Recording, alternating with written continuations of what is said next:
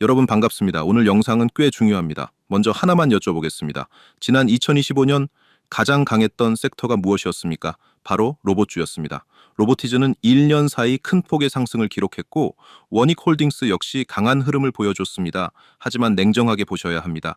이미 많이 오른 종목을 지금 따라붙는 건 부담이 큽니다. 그렇다면 이제 무엇을 봐야 할까요? 오늘은 그 방향을 명확하게 정리해 드리겠습니다. 현대차 이후의 다음 축, 저는 센서라고 봅니다. 오늘 영상에서는 세 가지를 말씀드리겠습니다. 첫째, 왜 로봇 산업은 아직 끝나지 않았는가?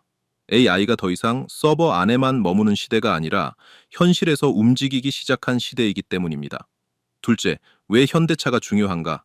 왜 글로벌 빅테크 기업들이 현대차와 연결되고 있는지 그 배경을 짚어보겠습니다. 셋째, 이미 오른 현대차가 아니라 그 다음 단계에서 우리가 봐야 할 종목은 무엇인가? 저는 그 해답이 센서주에 있다고 생각합니다. 이 흐름을 이해하시면 투자의 시야가 한 단계 넓어질 겁니다. 그럼 지금부터 하나씩 정리해 보겠습니다. 자, 먼저 아주 쉽게 설명해 보겠습니다. 여러분 챗GPT 써보셨죠? 물어보면 답해주고 글 써주고 그림도 만들어주고 이게 바로 컴퓨터 안에 있는 AI입니다. 지금까지 AI는 대부분 화면 안에서만 움직였어요. 글 쓰고 계산하고 이미지 만들고 모든 게 컴퓨터 안에서 벌어지는 일이었죠. 그런데 지금 뭐가 달라졌냐? AI가 이제 컴퓨터 밖으로 나왔습니다. 몸을 가지기 시작했어요. 그게 바로 로봇입니다. 예를 들어볼게요. 예전 AI는 머리만 있는 존재였습니다. 저기 가서 컵 좀 가져와. 그러면 뭐라고 했죠? 컵을 가져오겠습니다. 이렇게 말만 하고 끝이었어요. 왜? 몸이 없으니까요. 그런데 지금은 다릅니다. 머리도 있고 몸도 있는 AI가 등장했습니다. 저기 가서 컵 좀 가져와. 그러면 직접 걸어가서 컵을 짚고 들고 다시 돌아옵니다. 이게 지금의 로봇입니다. 그럼 왜 전 세계가 이렇게 난리일까요? 이유는 단순합니다. 시장의 크기가 상상을 초월하기 때문입니다. 스마트폰 시장, 크죠? 전 세계 거의 모든 사람이 씁니다. 그런데 로봇 시장은 그보다 훨씬 큽니다. 자동차 시장보다도 더 큰 산업이 될 가능성이 있습니다. 이건 단순한 신기술이 아닙니다. 인류 역사상 가장 거대한 산업 중 하나가 열리고 있는 겁니다. 그래서 구글, 엔비디아, 테슬라 같은 기업들이 이 시장에 막대한 자금을 쏟아붓고 있는 겁니다. 그런데 여기서 중요한 문제가 하나 있습니다. 구글이나 엔비디아는 AI 머리는 정말 잘 만듭니다. 세계 최고 수준이에요. 하지만 몸을 만드는 능력은 다릅니다. 로봇을 수백만 대씩 찍어낼 공장이 없어요. 그리고 더 중요한 건 현실 세계에서 움직이는 데이터가 부족하다는 겁니다. 게임으로 운전 연습하는 것과 실제 도로에서 운전하는 건 완전히 다르죠? 마찬가지입니다. 컴퓨터 안에서만 학습한 AI는 현실에 나오면 제대로 작동하지 않을 수 있습니다. 그런데 이 세 가지를 모두 갖춘 회사가 하나 있습니다. 바로 테슬라입니다. 테슬라는 무엇이 다르냐? 첫째, AI 기술력이 있습니다. 둘째, 자율주행 차량을 통해 실제 도로 데이터를 어마어마하게 축적했습니다.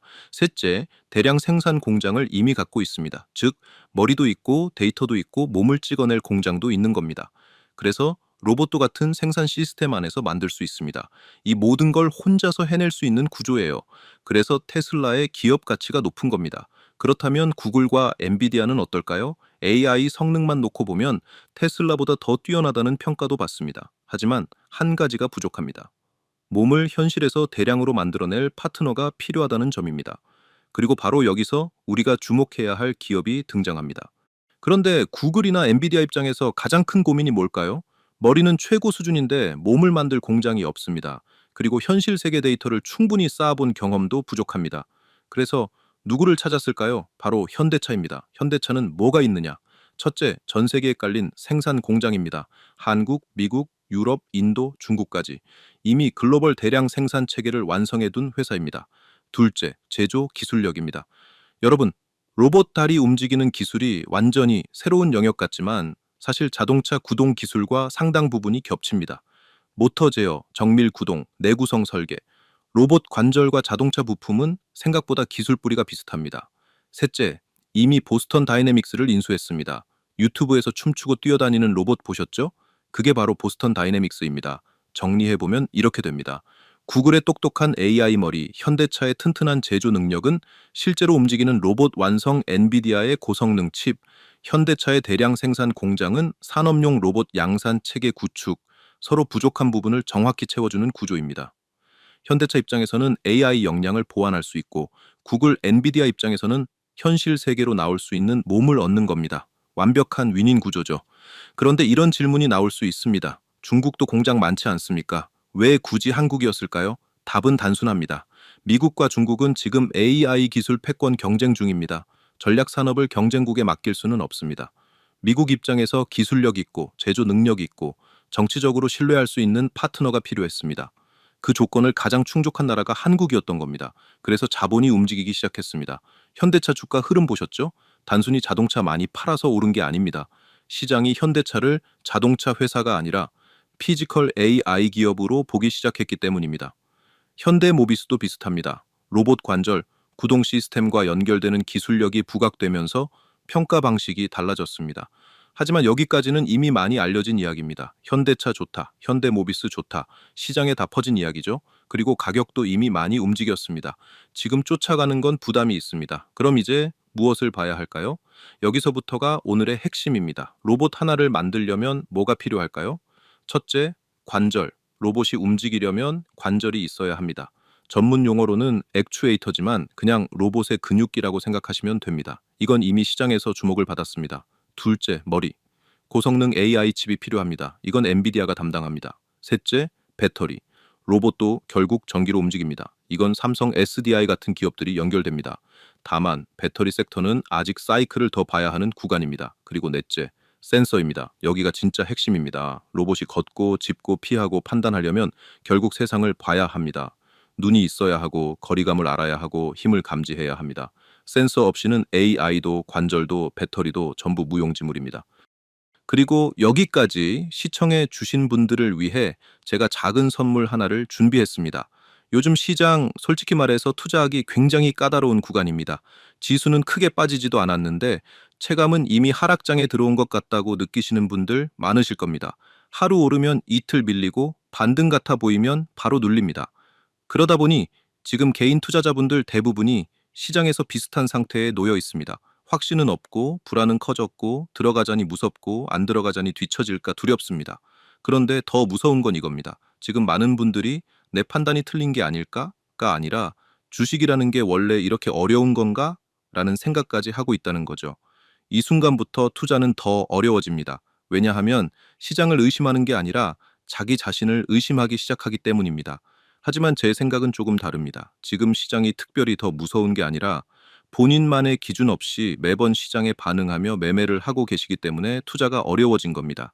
기준이 없으면 오를 때는 불안하고 빠질 때는 공포가 커질 수밖에 없습니다. 그리고 지금 시장은 바로 그 약점을 가장 잔인하게 시험하는 구간입니다. 그래서 저는 여러분들께서 이 시장에서 흔들리지 않기 위해 본인만의 기준을 제대로 세우실 수 있도록 작은 준비 하나를 해두었습니다. 이건 지금 당장 급등할 것 같은 종목을 알려드리는 것도 아니고 매일매일 매매를 하라고 부추기는 내용도 아닙니다. 오히려 반대입니다.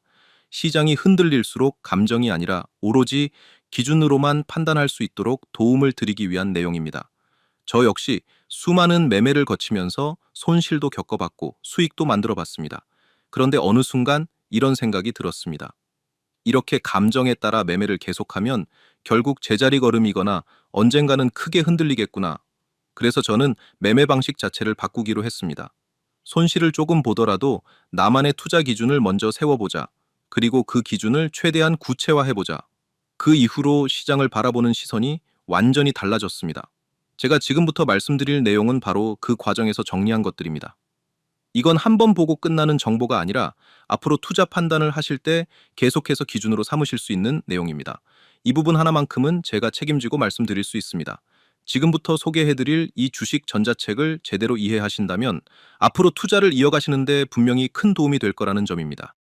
그럼 지금부터 이 주식 전자책 안에는 어떤 기준들이 담겨 있는지 차분하게 설명드리겠습니다. 여러분, 대한민국 주식시장에서는 보통 대표적인 9가지 패턴으로 돌아갑니다.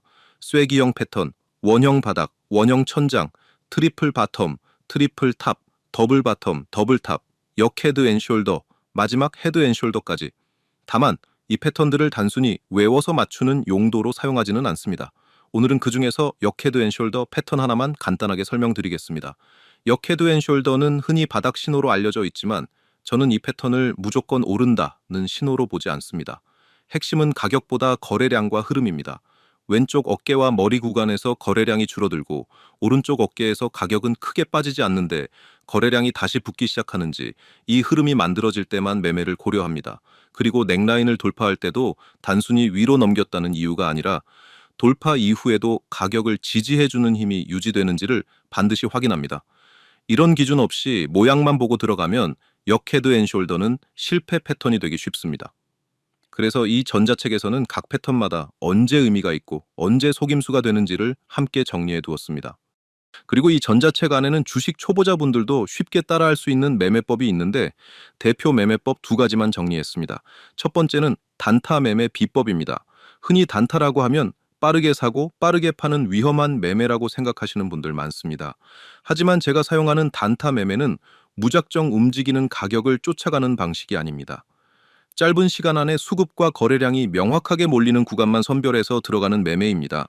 이 매매법에서는 차트에서 갑자기 거래량이 붙는 자리, 그리고 그 거래량이 가격을 밀어 올릴 힘이 있는지를 가장 먼저 확인합니다. 그래서 기준이 충족되지 않으면 아무리 변동성이 커 보여도 매매하지 않습니다.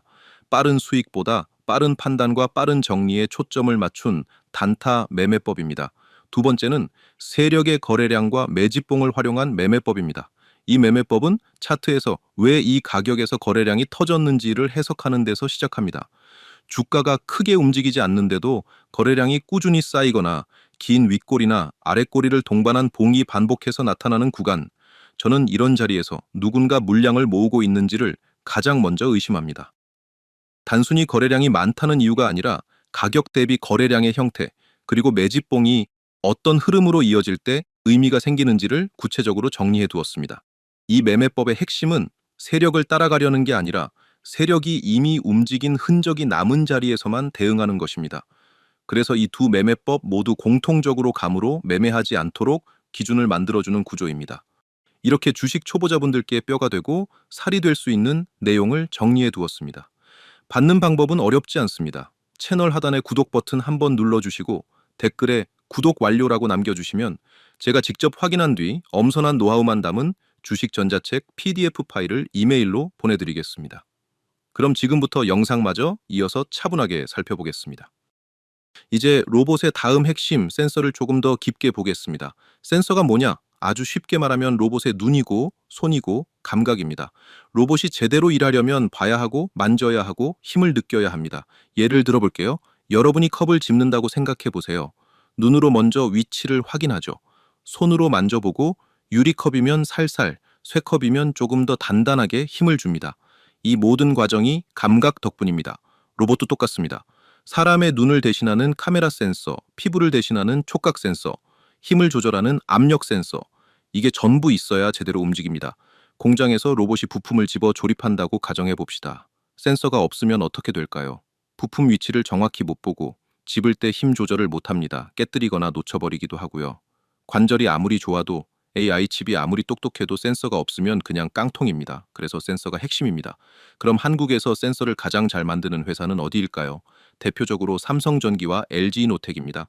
이 회사들 원래는 스마트폰 카메라 모듈 만들던 회사입니다. 갤럭시, 아이폰 안에 들어가는 카메라, 바로 그 부품을 공급하던 기업들이죠.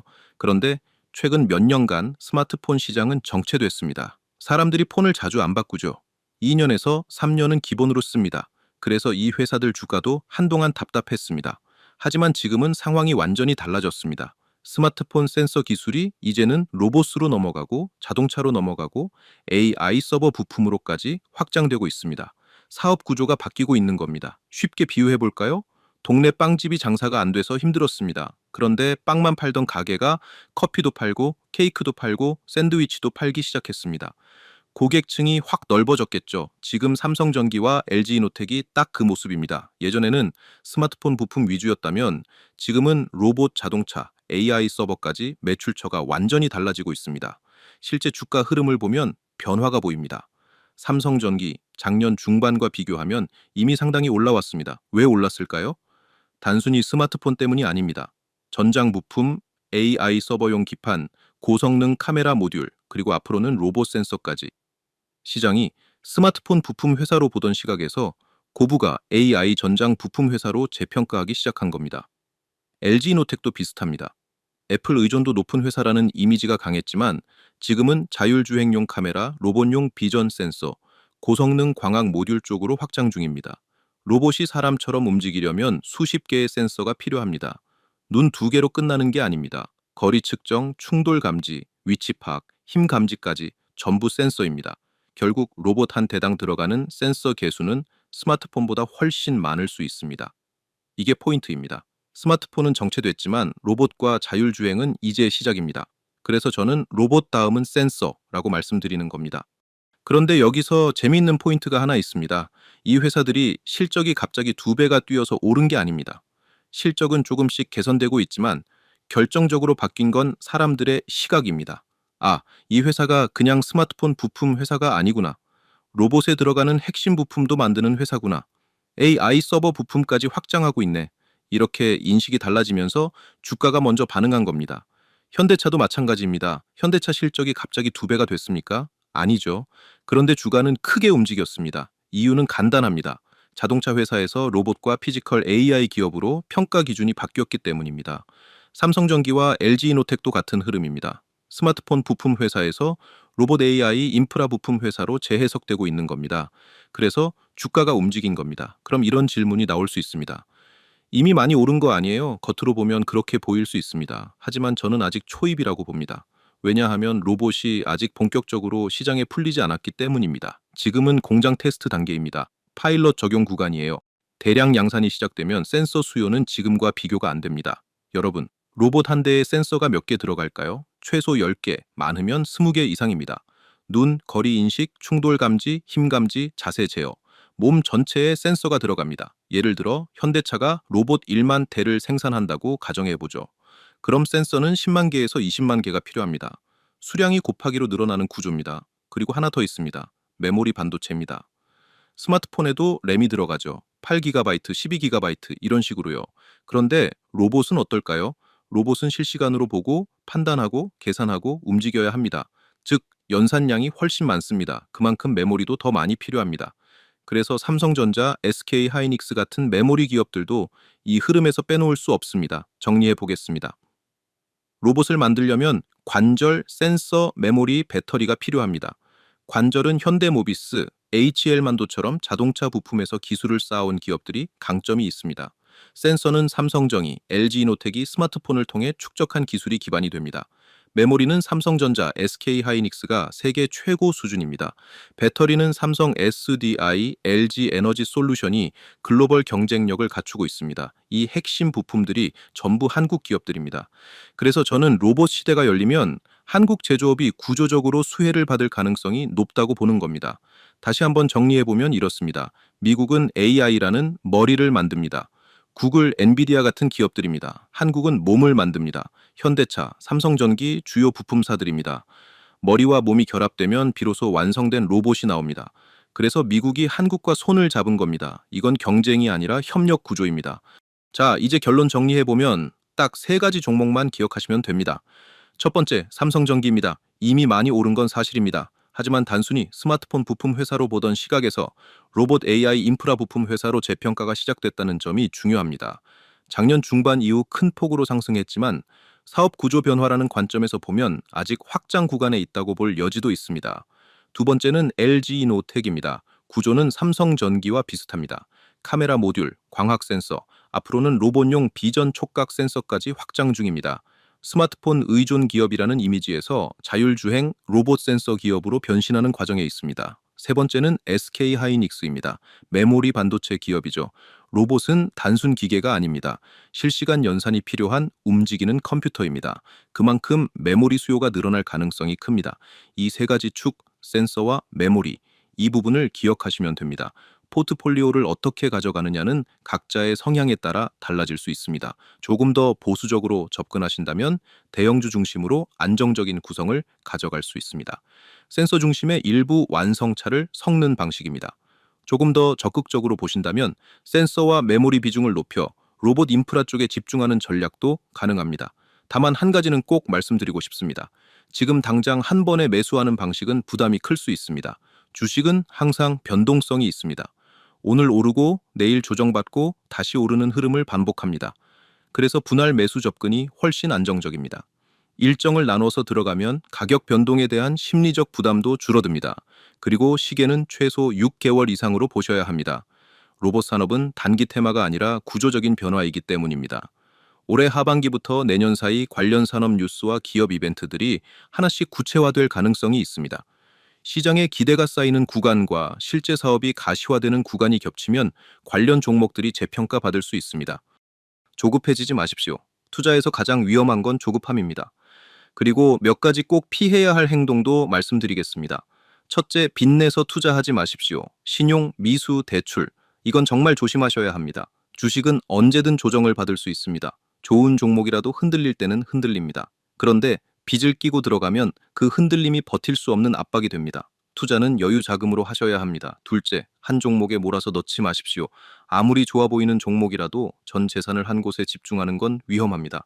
분산은 수익을 줄이기 위한 게 아니라 리스크를 관리하기 위한 장치입니다.